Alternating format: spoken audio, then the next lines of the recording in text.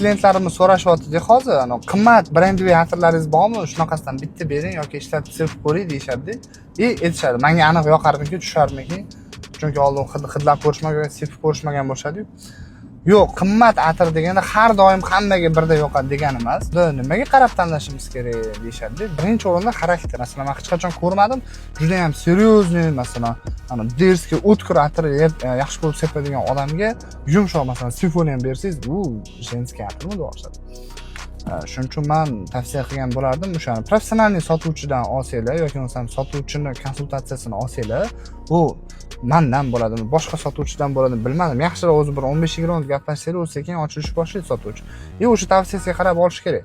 Masalan, deylik, sizga o'zi sitrusli, fujerli notali atirlar yoqyapti-da, siz bilmasdan turib qimmatli, masalan, udviy, ambraviy atirni olib qo'ydingiz, tem bo'yli bahor yoki yozda. O'shani u bir marta yoki ikki marta sepasiz, shuni chetga olib qo'yasiz. Sepmaysiz. Shuning uchun atir tanlayotganda ehtiyot bo'lish kerak va qimmat degani har doim hammaga yoqadi degani emas.